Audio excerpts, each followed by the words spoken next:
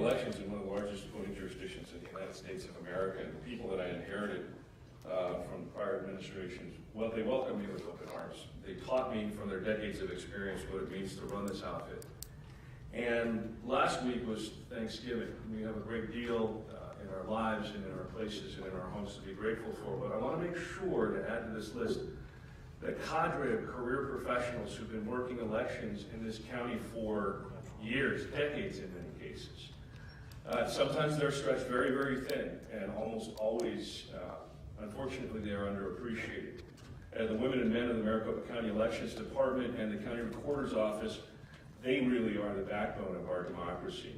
From July until now, our office has flexed in and out of 4,000 employees, each of them with their own talents, but all of them dedicated to making our elections work better. And the greatest compliment I've received from any of these folks is how much better things are running now than they have in the past, which includes obviously, of course, if things didn't go perfectly well. This isn't just due to the leadership in my administration, frankly, but it's because you, the board, on behalf of the citizens of Maricopa County, have partnered with us to innovate. You've partnered with us to modernize, and you've partnered with us to upgrade all of our operations. Several of you came down during the course of the count, watched what was happening, learned about some of the systems and the details in the systems. In fact, Supervisor Gates, I think your chief of staff went through some of the training herself so she could gain that knowledge. And that partnership that reflects this innovation, this modernization, and these upgrades is important. Now, 2018's general election is part of those upgrades. And for a lot of folks, they just don't know that this is the single largest election that Maricopa County has had, including the 2012 presidential election and the 2016 presidential cycle. So in ranking, we are right outside of, the presidential election in 2016. We've surpassed all raw turnout numbers. And let me share some of those numbers with you very quickly, if you don't mind. We had over 1.45 million ballots cast, which equals 64.5% of turnout in Maricopa County. Compared to prior midterms, in 2014 we had 45%, a full 20% increase over 2014, and in 2010 it was 54%.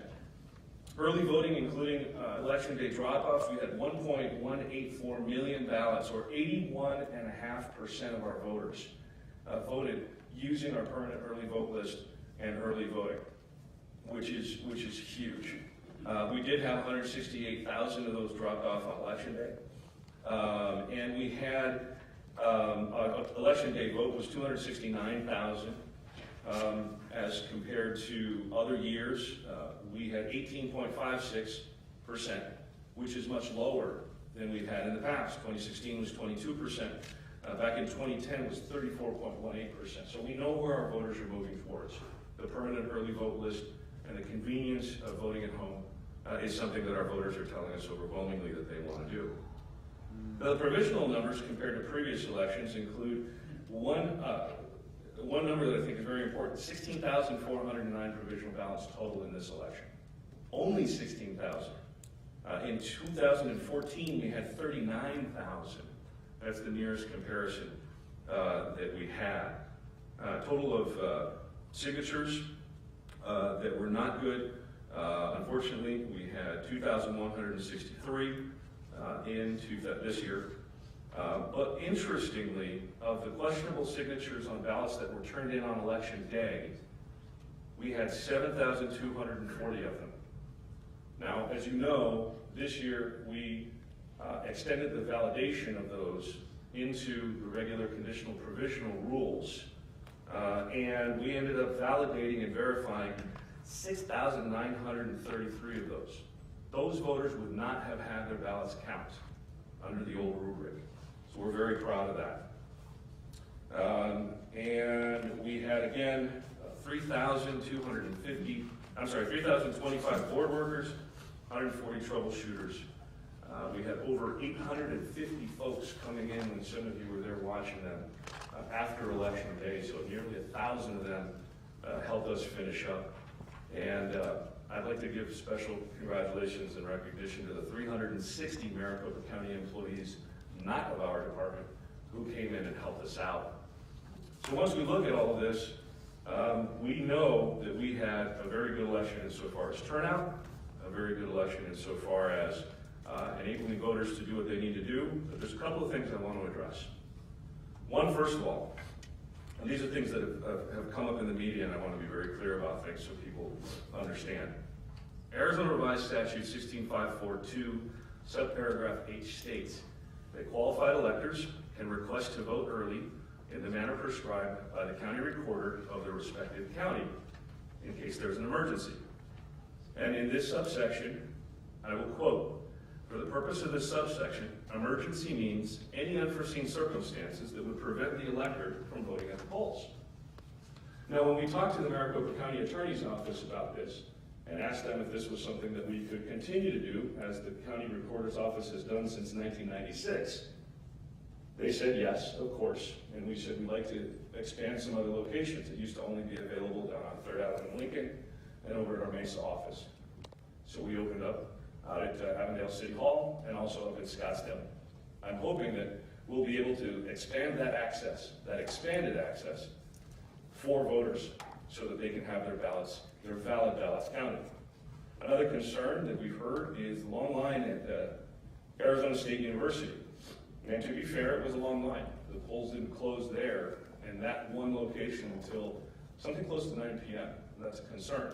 However, if you look at 2012, there were 454 voters who checked in there at ASU. In 2014, there were 35 voters. That's a gubernatorial cycle like the one we just went through. In 2016, we went all the way up to 214 voters at Arizona State. This year, we accommodated 1,303 voters who were out of precinct voters because this was a vote center. These are students who live all over Maricopa County or registered in other parts of the county and could vote out of precinct, which is what we provided for them. Now, the space wasn't as large because, frankly, we just didn't expect that many people to show up there. But we got through, and mostly folks were generally in a good mood there. And now the last thing I want to talk about is that last concern of the time that it took to count our ballots. At the end of the day, it did take 19 days for us to put out our final numbers. In 2012, which was the last time we actually counted all of the ballots cast in, all of the votes cast in each contest on each ballot, it took 20 days. Now, we only have about 50 or 60,000 more ballots cast, early ballots cast, than we did in 2012. It took a day less. But the reality is, by going through and utilizing our dated equipment, the way it was designed to be utilized, and actually by hand, making sure that every single contest on each ballot was validly counted, we've really enfranchised voters in a way that didn't happen in 14 and didn't happen in 16. So it did take a little while. And that'll get me to my last point before I go ahead and present the canvas, and that's this. The Maricopa County Elections Department, as has been stated by my predecessor, and I think I've talked to all of you about this at one point or another, needs a new election reporting system. We knew it was coming, and in fact, Ms. Purcell talked about it in the media just a week and a half ago. And she indicated quite clearly to this board several years ago that we were going to have to get a new system. Why? Because the system, the way it was designed to work, was really designed for a much smaller jurisdiction. It was designed for a jurisdiction about the size of perhaps the city of Phoenix, and there's 700+ thousand voters. Well, we've got way more than that, and we're going to continue to have more than that. The RFP process is going to have to proceed close to immediately so that we can make sure that we don't have any significant problems in 2020. And we're on a very, very tight timeline. That is, the PPE for the presidential election in 2020 is going to happen in March, unless that gets changed. We've got about 13 months to completely integrate, test, and have certified a whole new election reporting system at the warehouse. Now, this is going to take a lot of dedication, a lot of work. I have to thank our county manager for coming down and watching things happen as well. So she knows what the sort of the scope of the project is going to be. And we're happy to accommodate that, and we're happy to move forward with that project in continued partnership with the board. As for the canvas, there were 1,454,103 ballots cast for a total turnout of 64.5%. I've mentioned the election day ballots cast, I've mentioned the provisional ballots, and the verified and counted early ballots were 1,184,261, 81.44%. And that's that first page. If you just flip to the back, one of the questions that we always have is provisional ballots.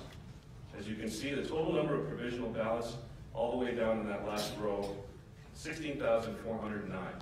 That is a far cry from the over 100,000 that we had in 2012. The election department, working with the IT department and the recorder's office, has so improved our check-in system that we can actually change a voter's address, as long as they stay inside of Maricopa County, on the day of the election.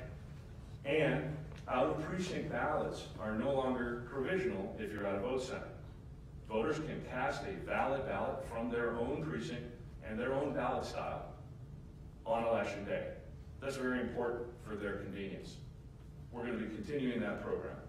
And so, as you can see, there were immediately above that in green total valid, 7,452, total invalid, 8,957. Here's why those numbers flipped. As you recall in the past, the valid provisionals were outnumbered the invalid provisionals. Well, now, the provisional balloting system is working the way it's supposed to be working, because we can actually have out-of-precinct ballots cast. They are not considered provisional ballots. And again, we talked to the county attorney's office about all of this, as we have with everything else. So I am respectfully submitting on behalf of the Director of Elections, who's here with me, this canvas for your adoption, and I am happy to answer any questions or defer to the Director or the Assistant Director for any specific inquiries that you have. We also, I know, have some public comment sheets for that, but before we move to that, I'll ask my colleagues if they have anything at this juncture. No? Okay. Thank you, Mr. Fontes. Thank you. We've got with us Keith Broadwater. Keith, good morning to you. You're first up. If you'd like to speak, it says you do here, and you're in opposition. Thank you for being here. Yes. Thank you for this opportunity. Thank you, Mr. Chairman, for all of you supervisors. I was an observer on, I'm sorry for the feedback.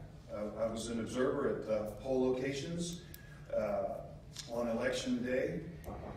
And as I traveled back and forth, I observed some things that I feel are incorrect and need to be addressed by you and need to be changed. One of those is all of the voters that came in the door that had their early ballots in envelopes, not one of them was ID'd. And I didn't know until I spoke with the Maricopa County GOP chairman, Chris Herring, that that's okay. I just assumed, silly me, that you should have some form of ID on election day to drop off your ballot. They came in, there was a lot of them, and they were just dropped in a slot, and the only question that was asked by anybody was, did you sign the outside of that envelope? It's the only question. Nobody ID'd them. And everybody else came in, voted on election day, had to go and have your ID swiped and look at the screen, verify things. That all went smoothly. And I was shocked that people could actually vote on election day and not be ID'd. And I think that needs to be changed. I've talked to quite a few people about that, and it is a rule, and I was unaware of that you didn't have to be ID'd. But I think every person that votes should be should have identification that they are who they say they are, and that they have the legal right to vote in our elections. To walk in the door and just put a ballot in, how do we know it was them that received the ballot? How do we know that they didn't receive it on behalf of their mother or father, and they filled the ballot out and just signed the outside? Keith, sorry to interrupt you, but we have to keep it to the 2 minute. Oh, I didn't know there was That's a all 2 minute, right. I apologize. No, we'll have actually. I didn't know It's there quite was, all right. I It's didn't quite know all there right. was a 2 minute rule. There was one other thing, real quick. Everything slowed down for 35 minutes at around 11:30, and it took 8 minutes for 3 people to vote.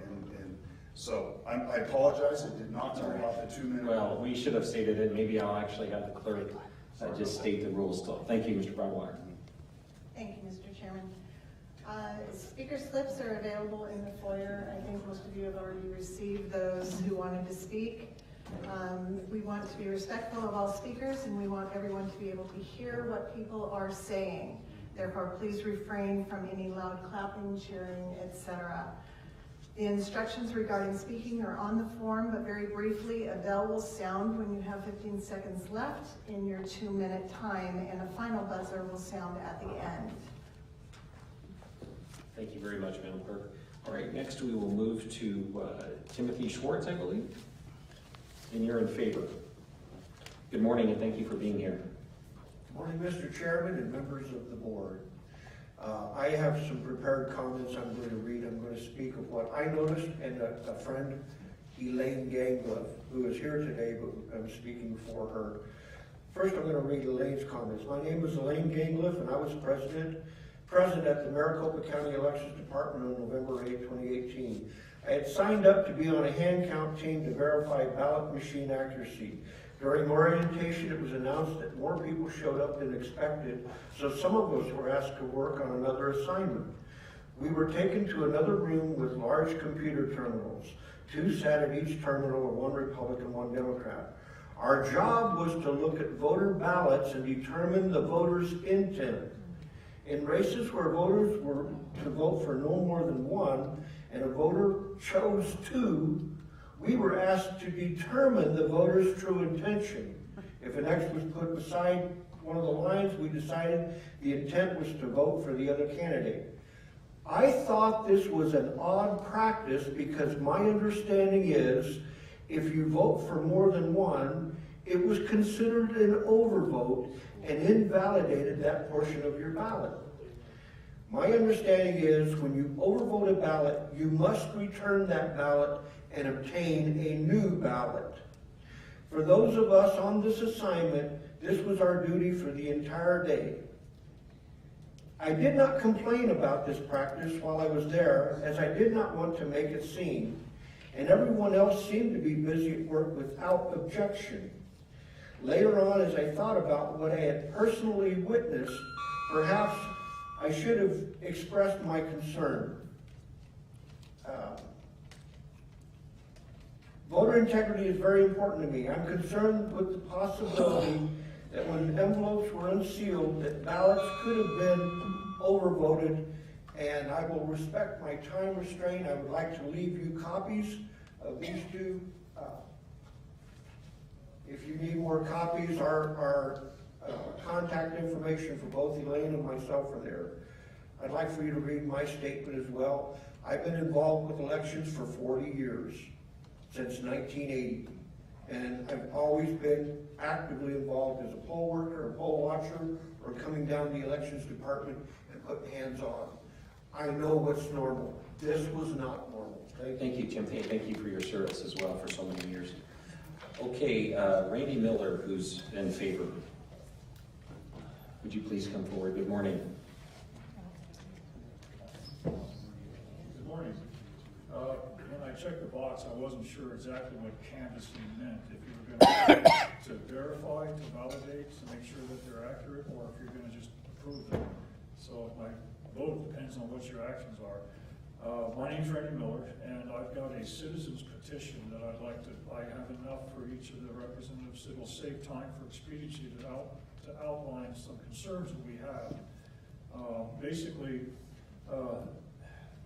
if you reading the statute, you guys, I understand you're not responsible for statute, but in understanding the law, there's a section in there under Article 16, which covers votes, that says the process of how to become a legal validated citizen or voter. And if you look at the Constitution, Article 7, Section 12, it outlines what we're supposed to, how they become a voter. Have to be a resident. They have to be a citizen of the United States. The 14th Amendment says a citizen's right to vote shall not be infringed. The laws that we have allow anyone, if they don't have a driver's license, if they don't have a social security number, if they don't have any valid ID to say they are, that they can just attest that they're a U.S. citizen and that they are legal. And then the county recorder can issue them a special ID, and then they can go and vote. Concerns of that is even for residents. In my own residence, I know these people personally because I bought from them and they were friends of mine before. They got email or a sample ballot that says it's mailed to each household containing a registered voter. Well, they were registered voters and residents of North Dakota. Not even residents here, yet they get a ballot. How many of these do we have? For expediency, I'd like you to read this. There are serious concerns. We're asking that the voice of the people have a right to petition their government. Yes. And that's what we're doing. We're saying we want an investigation. We'd like you to investigate it too. Thank you very much. Okay, Marissa Hamilton. Good morning to you. It says you're in favor. Thank you. I'm not exactly sure what the proposal is asking for, but I wanted to make my statements on what I observed during the election. I want to preface my statements with the fact that in the private sector, I am an expert on data governance, data integrity, traceability, logistics, supply chain for the last 18 years. I worked at the elections office on Tuesday of the 13th to be able to see observe what was happening. I worked on duplicating the ballots, and what I saw was that on the set of ballots that we were supposed to double verify, meaning someone already verified them, the ballots had not been duplicated properly, and that many of the votes were left off, many of the votes weren't reported accurately, and so in me and my colleague that was a Democrat, reviewing the duplication of the ballots, it would just mean that the next person that reviewed it could undo the work that we did to correct those ballots. That completely violates all rules of data governance. The other concern that I have is that in the way that the early emergency voting centers were set up. I did some significant research on this. All of the voting centers were primary Democrat precinct voting locations. Two of the locations, the only ones on the west side, were Tullison and Avondale. They were 2.2 miles away from each other. The LDs for those areas, the top two LDs had 3 emergency voting centers, top 2 LDs for Democrat voting districts. And so this is very concerning in the way that these voting centers were designed and the way and where they were located. There were no voting centers set up in Republican or moderate districts. Thank you. Thank you, Ms. Hamilton, for being here this morning. Leonard, I believe it's Leonard Clark. Good morning, Mr. Clark. Thank you for being here. Good morning. Thank you very much. My name is Leonard Clark. I'm a native of Maricopa County, born right down the street at Good Samaritan Hospital. I love the city of Phoenix. I love our country, and I want today to express to you my thanks and to Maricopa County Recorder Adrian Fontes for supervising over a free and fair election, midterm election that we just held. When I was stationed in Iraq in 2005, and that was one of the things I supported, overseeing their elections. I watched how people were murdered, were bombed, were threatened to if they went to vote in a democratic process. So today is one of the prouder days I've ever had of being an American and being an Arizonan, that to know that our Maricopa County Recorder, Adrian Fontes, made sure, like the other county recorders, like in Pima County and the others, to make sure that they contacted the people whose signatures might not look the same way they did 5 years ago or when they signed those voter registrations. Because as you know, in many countries, they just had elections in Afghanistan, people were murdered, they were bombed trying to vote. This is probably one of the most important principles of our constitutional democratic republic. And I can say to you today that here in Maricopa County, Arizona, we have free and fair elections, and I give thanks to the Maricopa County employees, the volunteers, and most especially a man who has been maligned and smeared, in my opinion, all too much, Maricopa County Recorder Adrian Fontes. Thank you. Thank you, Mr. Clark, and thank you for your service. Michelle Shaw.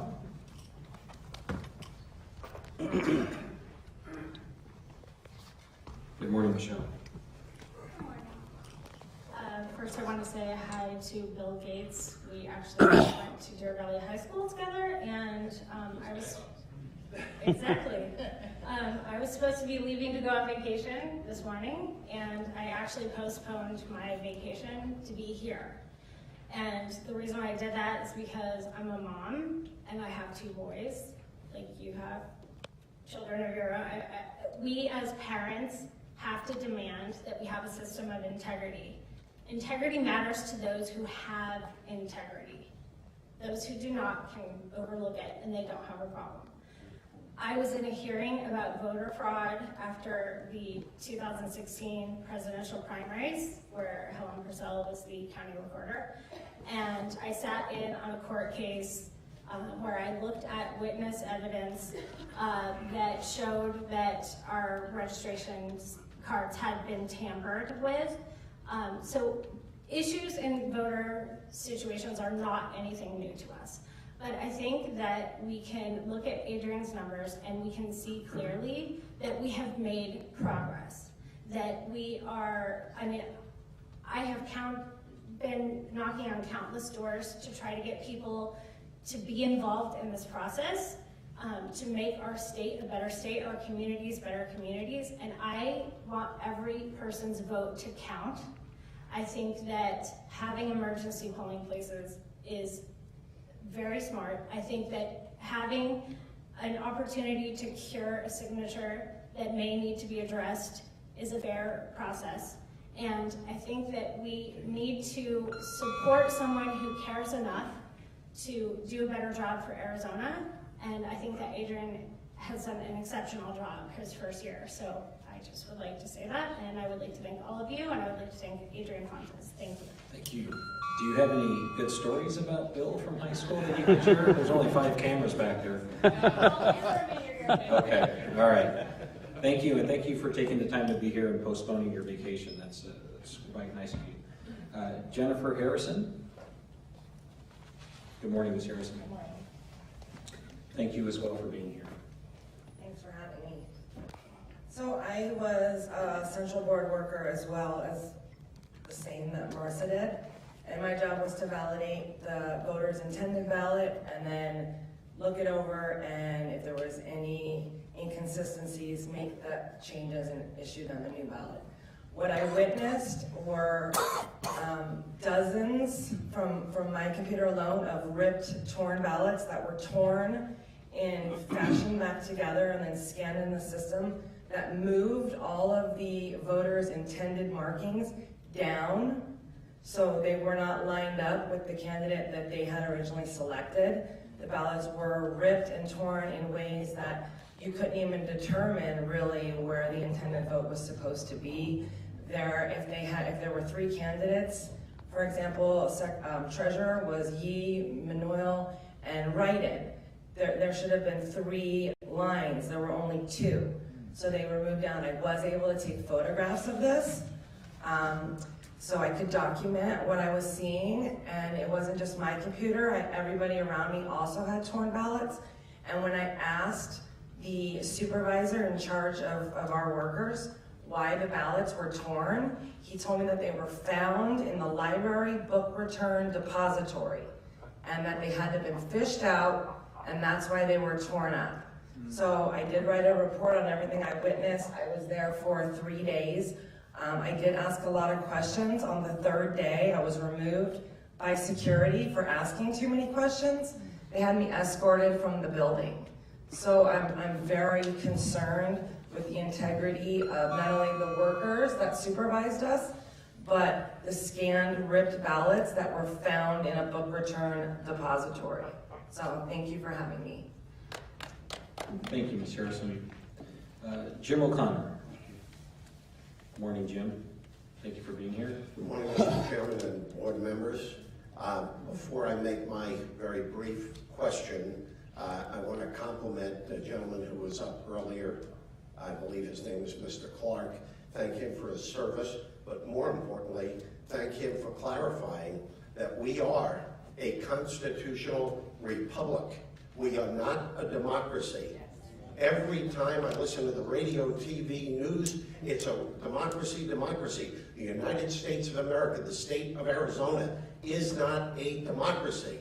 That is false and misleading. It's propaganda. I'd also like to thank Adrian Fontes for his service in the military, and I'd like to compliment him on a consummate presentation here this morning. I can't think of anybody who could be skilled and articulate as this man sitting behind me.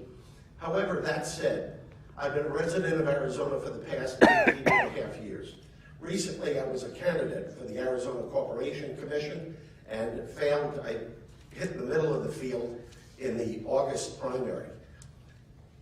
It wasn't too long ago when I spent a lot of time working at the recorder's office, $10 an hour or whatever the pay was at the time. I wanted to learn the system, and this might have been as many as 6 years ago.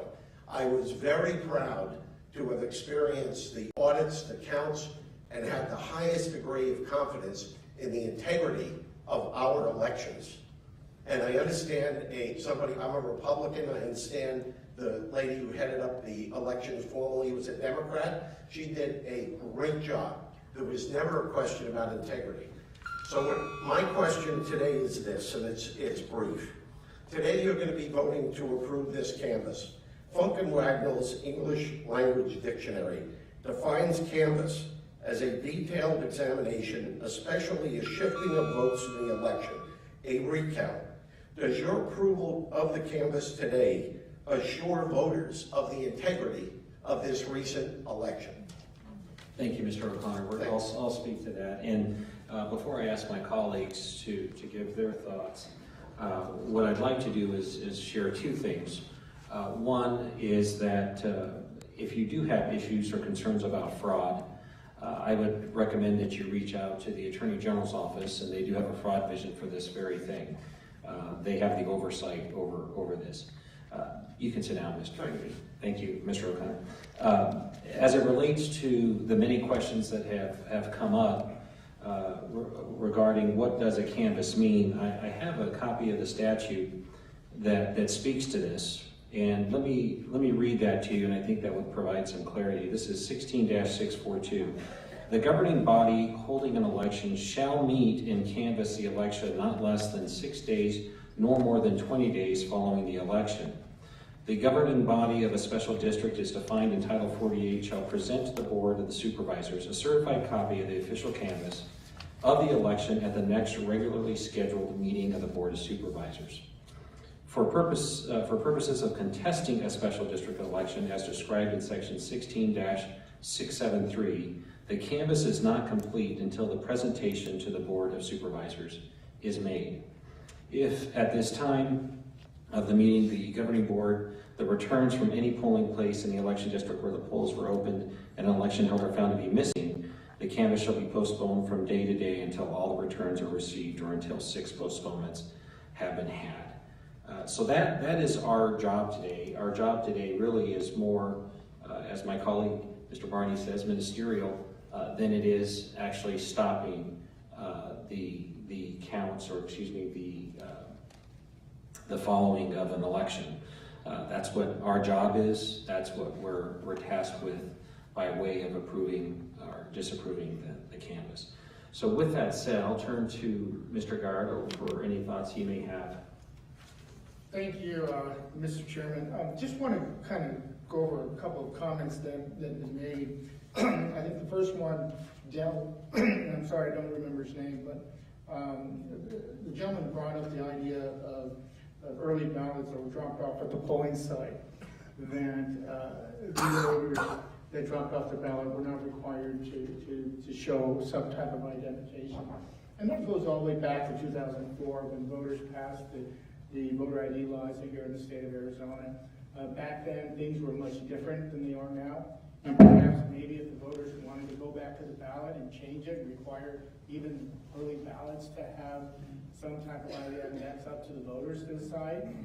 That isn't something that we as a board can change, or even the legislature can change because the voter protected.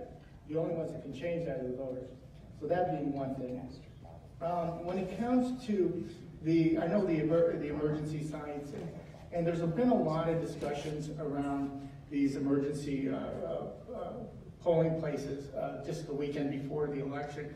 And it got me thinking, we had emergency voting centers back when I started doing elections. This was 1988. We had emergency voting centers. Back then, it was much different because we didn't have early voting. We had absentee voting, and only a very select few people were eligible to even qualify for absentee voting. Things have changed. Technology has changed.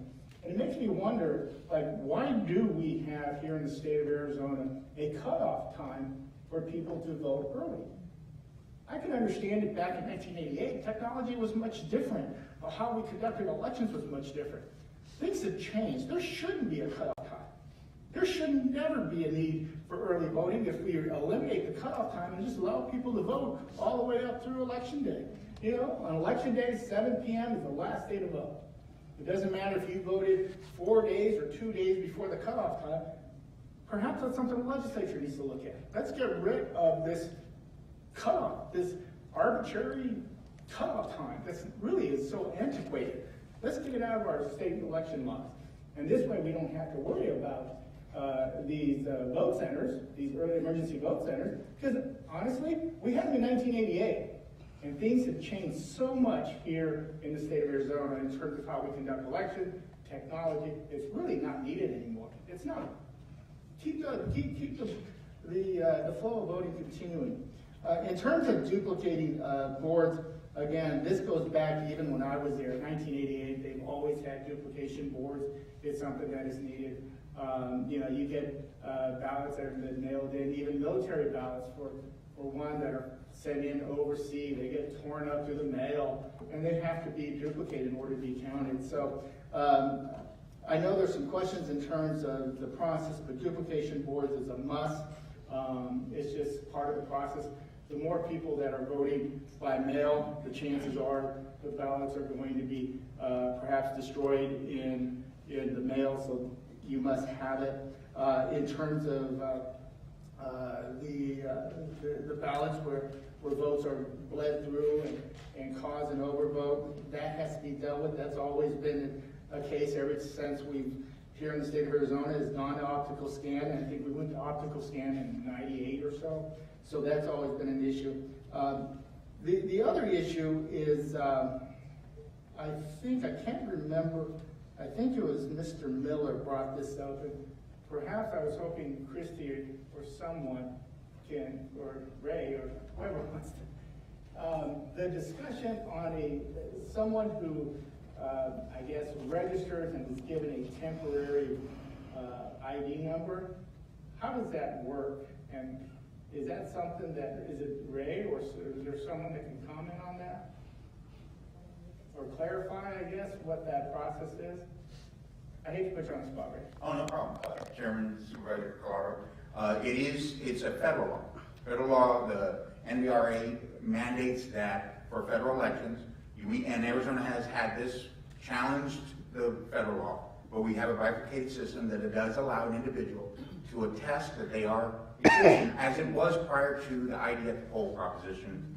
So individuals who fill out a federal form are eligible for federal offices only.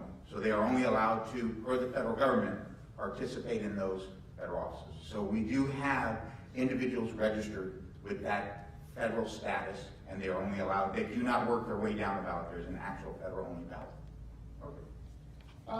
With that, thank you, Ray. With that, I think we had a very robust 2018 general election. We've seen a lot of excitement on both sides of the aisle. People came out to vote, and have their voices heard. I'm pleased with the turnout. Anytime you have a large turnout like that, means people are participating and being part of the process. So, overall, I think the election went relatively smooth. There are some areas that perhaps we all work on to make sure we resolve, but other than that, I think we had a successful election. The election staff did a great job. I don't know how many hours you all worked, Christy, Ray, and Keely back there. You all worked many hours, and thank you for everything that you've done. And all our county employees that participated in the election and participated. I know several of our folks that testified said they volunteered or participated in the tabulation, so thank you for doing that as well. Thank you, Mr. Carver. Mr. Hickman? Yeah, just got a couple of questions. Being that my colleague brought up emergency vote centers, I'll ask the same question. There seems to be a lot of talk about that, and in fact, there was legislation preferred up in the last legislative session to talk about it. When it comes to emergency vote centers, Mr. Fontes, you opened up 4 of them for the primary, correct? And then the 5th one was open during the general. Is that correct? That's correct. We had 4 in the primary in August, and there were 5 in the general. And those were open. Supervisor Gallardo made contact with the elections department to try to get one of those open. Is that I believe correct? it was Mayor Tovar worked with Mr. Gallardo to make sure that we got that done. So when people went to go vote there, and by the way, and I think you shared a number with me, how many people took advantage of the emergency vote centers on that weekend before the general election? The total was about 2,700, so compared to the whole, it was de minimis. Okay. Do you remember how many people utilized those during the primary? As a matter of fact, I have that here by location. The Mesa office on the US 60 and Mesa Drive, which is where we've had it open before, was 803 voters. Next was the Scottsdale office at Indian Bend was 797 voters. Our office downtown the next one was Avondale City Hall, 529. And then the McTech warehouse, 452. And then Tolleson was 207. So for a total of 2,788 ballots were cast. When people used that emergency vote center, were they asked what the emergency was, or was it just basically, hey, it's open, that you can just come in and file your vote at that time? Was there a specific emergency that needed to be declared that's why they were utilizing that facility? Mr. Chair, Supervisor, absolutely not. The definition of emergency, as I indicated in statute, and I'll read it again, means, and I'm quoting now, any unforeseen circumstance that would prevent the elector from voting at the polls. Now, I know that there are significant privacy concerns, there are HIPAA laws. I'm not going to get in the way between a voter and their vote. The voter determines they have an emergency, then that's up to the voter. And again, we've had emergency voting available in this way in a variety of counties all over Arizona for years and years. I think one of the things that a lot of people are interested in, of course, is, as Mr. Gallardo said, there's this arbitrary cutoff on Friday, but that's not really the reason. The statute is permissive, I think is the most important thing here. And it allows the county recorder to, in a manner prescribed by the county recorder, to allow voters to come in and vote. And I don't understand the pushback on that, where the voter just wants to vote. And I'm not going to stand in the way between the voter and their vote. And so when we have a statute that is widely permissive, then that's up to the voter. As is indicated, we operate in a system of faith. We operate in a system where we take oaths to uphold.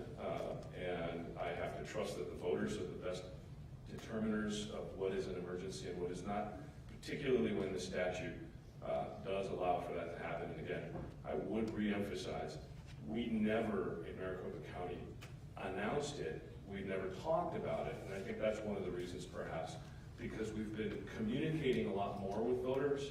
We've been talking to them about their options.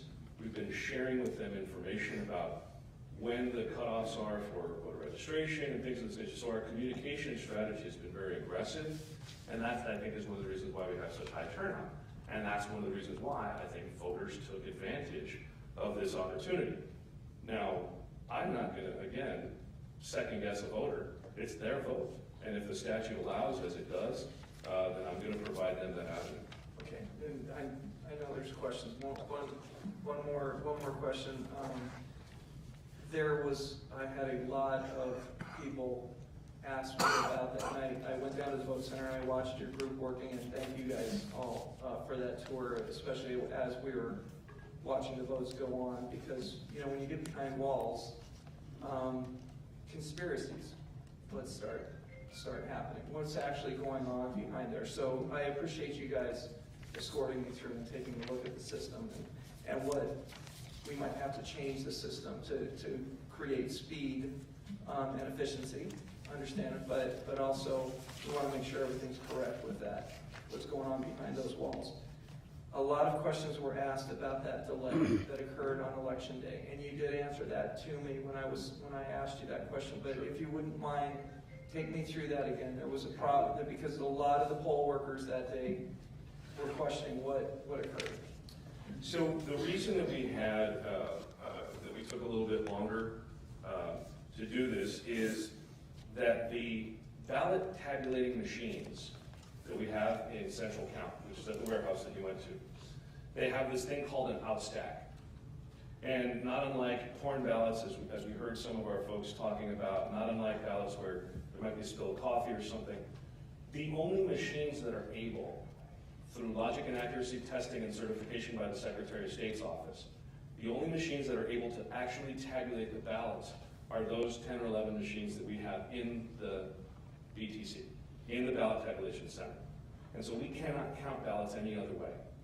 So if a ballot comes to us and there is an overvote, those machines are specifically designed, and the best practice around the country for these machines is to outstack or kick out each of these ballots.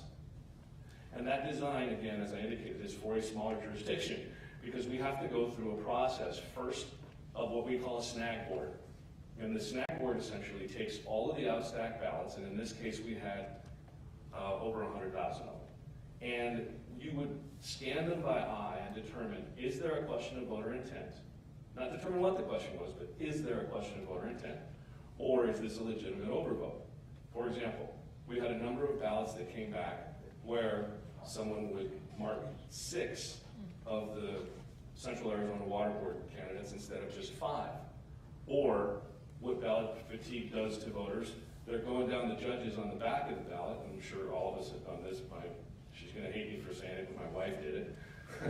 You mark a yes and a no on one of the judges just because you're going through the back of the ballot. If both of those markings are all but identical, then it looks like a basic overvote. That contest then is invalidated because it is a true overvote. You send it back through the machine with the safety turned off, and that contest does not count.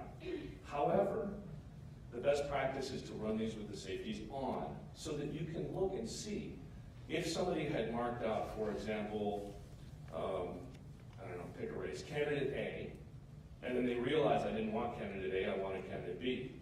And then they marked candidate B and put an X through candidate A. The question that we asked our citizens to decide, which is what the duplication boards were about, is look at this ballot and make a determination of voter intent as to that one contest.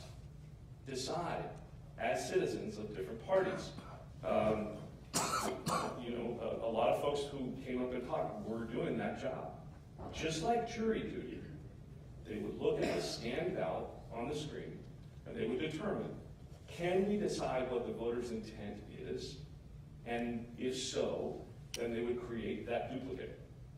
That duplicate then, whether it's because of physical destruction or because of some question of voter intent, gets run back through the machine because those are the only ones certified, and we have our count. And so it is a long and arduous process that we did not engage in during 2016.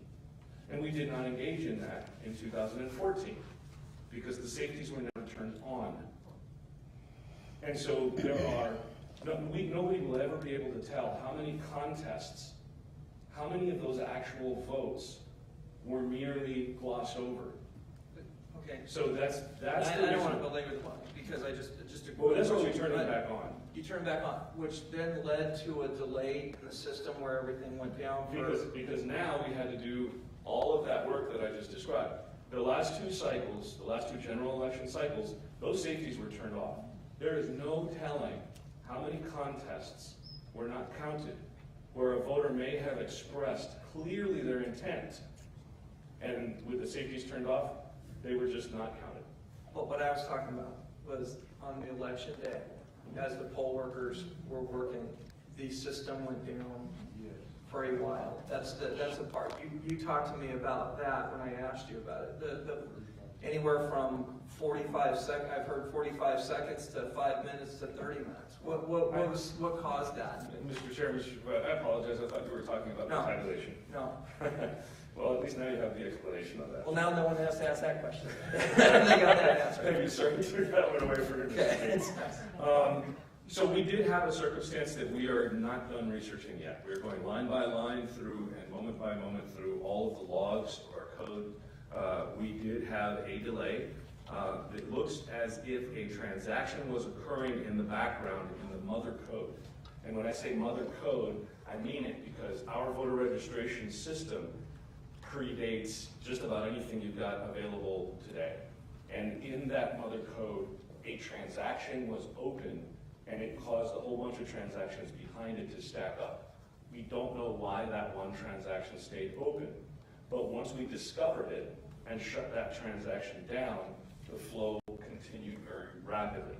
It was an unusual case, it was a unique case, and that's one of the reasons why we're very anxious about getting to the bottom of this at this particular moment. So that's what happens when you deal with technology. That's what happens when you don't. We created all of what we've created in-house for decades. Our voter registration system is not off-the-shelf commercial. It was created right here in Maricopa County. And we've been sort of Frankensteining our way through up until 2018 from many, many, many years ago. So there are bits and pieces of that code that probably predate all of us in any sort of office. But as what you described, could that have affected any of these tabulation numbers that we're going to be voting on? Absolutely. And why is that? Because that transaction had to do with voters checking in. It did not have to do with the printing of ballots, or more importantly, the tabulation of ballots. They are totally separate systems. There are air gaps in the system, which means there's no physical electronic connection between them. And that's why we have and will maintain paper ballots. Every single one of those ballots that we tabulated, every single one of those that we duplicated is in a box in the warehouse right now. I'm not going to propose full audit because that's not going to help much, but the reality is the tabulation and the check-in systems are not connected. Okay. Thank you.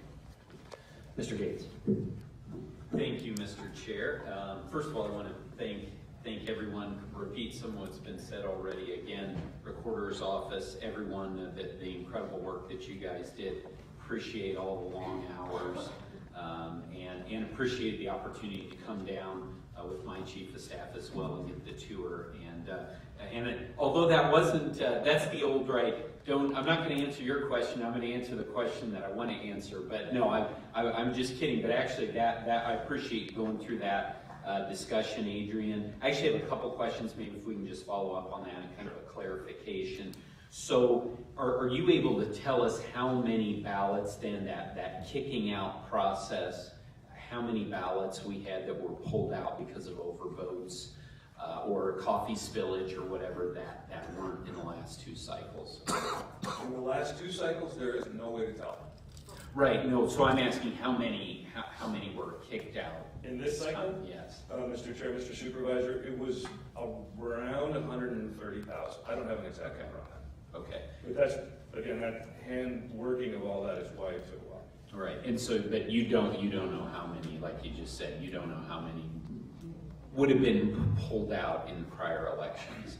mean, we theoretically could extrapolate, but there's no way of telling.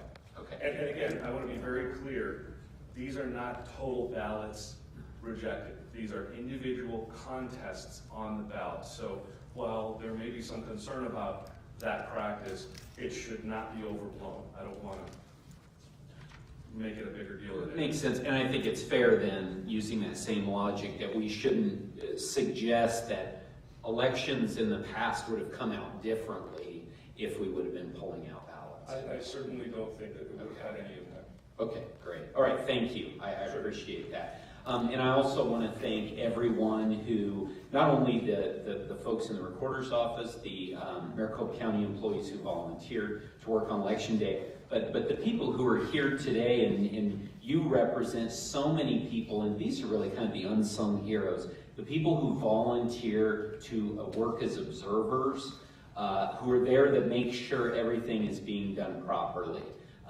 You're not being paid. The elections workers are being paid a little bit of money, but those people who are observers for the different political parties, individuals who are there to shake hands when people are showing up at the voting centers or the precincts, you guys don't get paid anything to do that, and we appreciate all of you for being there. And then those of you who came today to tell your stories, we greatly appreciate that. And again, we'd be happy to talk to any of you who would like to discuss your experiences in more detail, because it's very, very important. Also, there were many people who were elected on Election Day, and we should be celebrating that. And we actually have one of them here today. We have Shauna Bolick, who's here today. Shauna, congratulations on your election, once these are certified and goes through the process, as a new representative from LD20. And again, congratulations to both the winners and those who weren't successful, but those who put themselves out there and put their ideas out there in the elections process. It's certainly not easy. And also, I wanted to thank Mr. Clark and Mr. O'Connor for the Republic discussion, because I wish my 15-year-old daughter would have been here, because we were having this very discussion yesterday as we were going over her government homework. That's right, it is a republic, and it is a very, very important distinction. So again, I want to thank everybody for being here today. I want to thank everyone for their involvement in the process. And with that, I'll turn it back to Mr. Chair.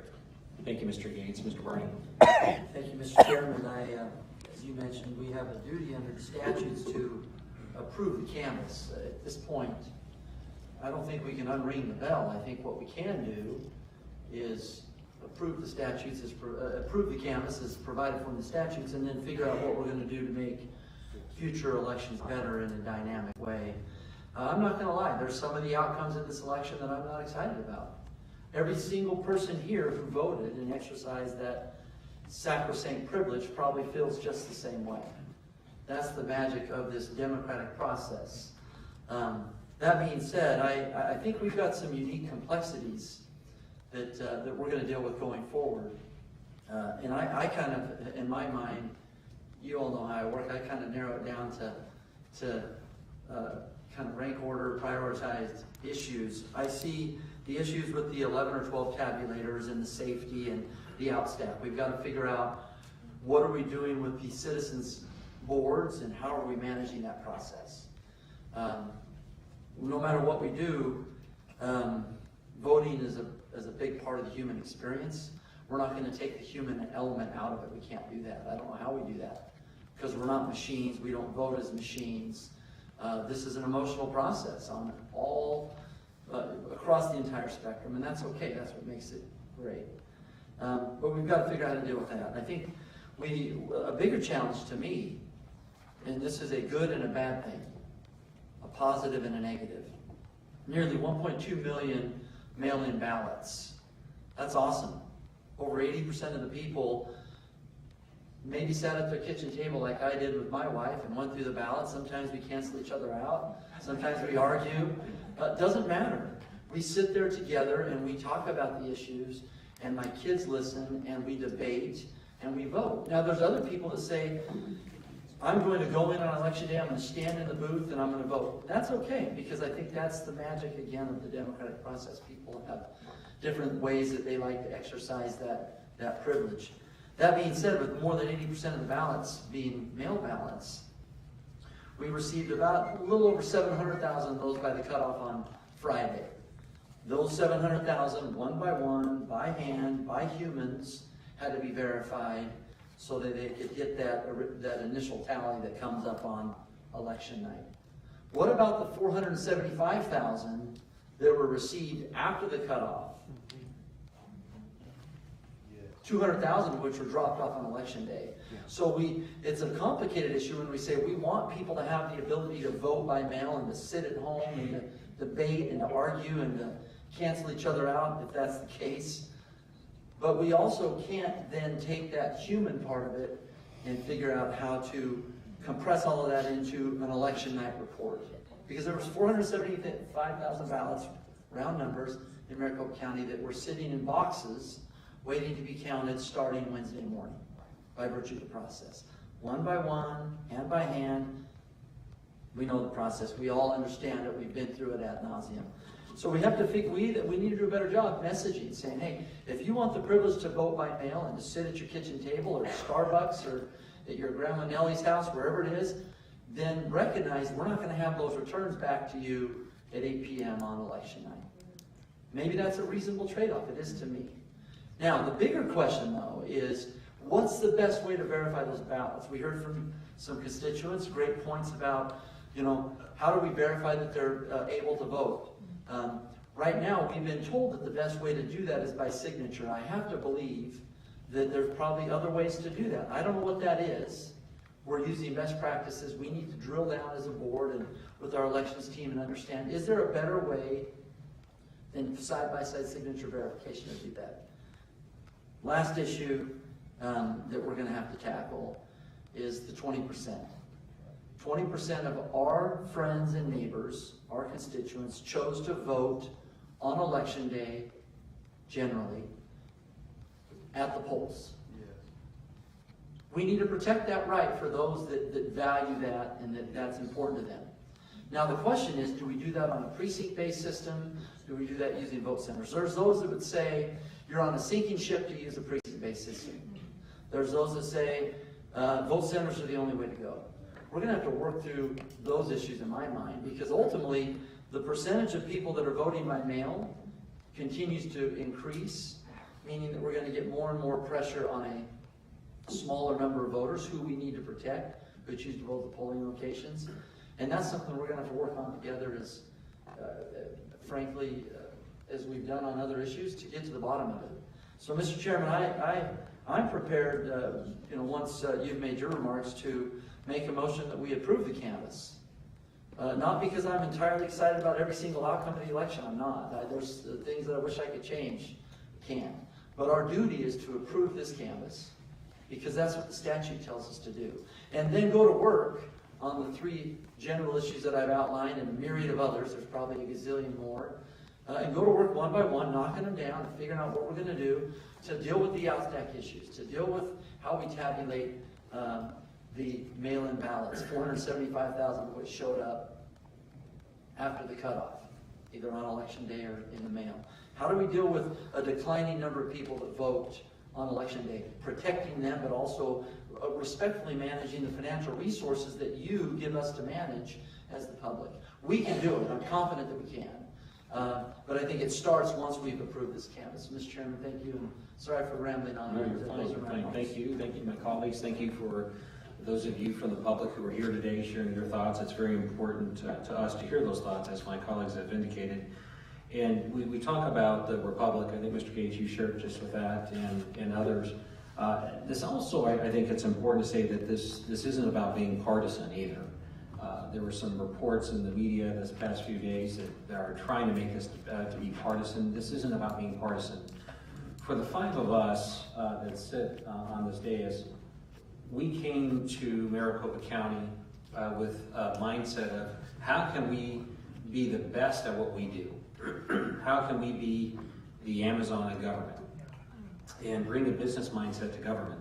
And I think in many, many ways we've done that through our various departments and through the folks that we have hired to be nimble with some of the ideas that George Rich has brought as our county manager. And I'm very proud of that.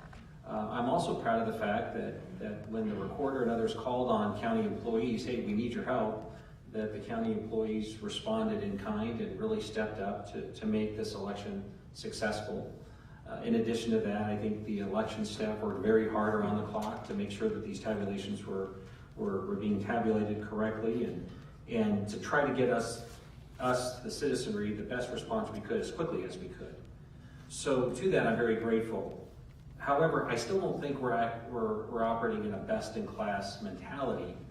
And how do we get there? It's not any one thing. It's some of what Mr. Barney just mentioned about technology, is signature verification. When you can turn your phone on with your fingerprint, is that still the best way to do it to you, the public? I also believe, maybe a little differently than my colleagues, that one's right to vote is so personal that I want to make sure that we're not prescribing how you vote, meaning a polling place over a voting center over a polling place, or handing your ballot in on the day of the election.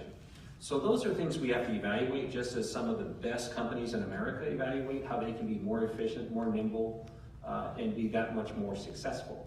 So that's what we're going to work toward in the coming weeks. I know in the coming months with the legislature, with the recorder's office, to see what are those answers. And Mr. Fontes talked about the tabulation machines. We know that those tabulation machines we've gotten every bit of use out of them that we can. And we do need to replace those, and we do need to update those. But we also have to balance the scales for you, the taxpayer, to say, when does that acquisition have to take place? Does it require a property tax rate, or how do we balance that with all the other needs of the county? And I think we've done that reasonably well. But I think the time has come to make sure we not only have the best equipment, but one that's going to match where we're stepping forward to be best in class. So that's what I hope to accomplish in my final weeks here as chairman. At least I should say put a step in the right direction. I don't think we're going to accomplish that in the next 6 weeks.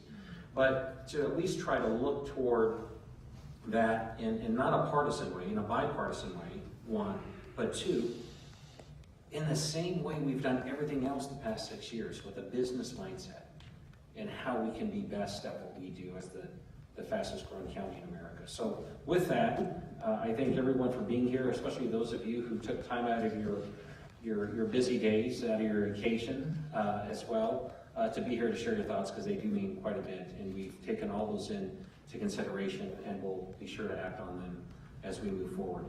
With that, I would ask for a motion to approve item number 2, the canvass of the general election held on November 6, 2018. Well said, Mr. Chairman. Thank you for your leadership. I'd like to make a motion that we approve the official canvass for the election pursuant to statute ARS 16-642 through 645 as presented this morning.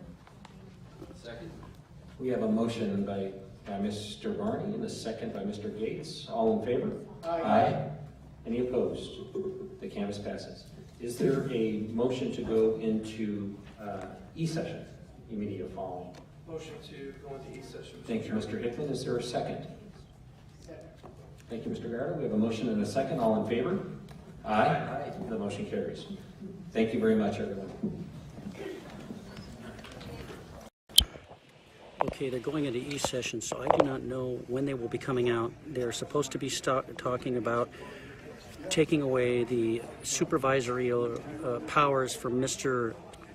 Fontes and the Maricopa County Recorder. So I don't know what they're going to do in there. I would really like to know when they come back out of executive session.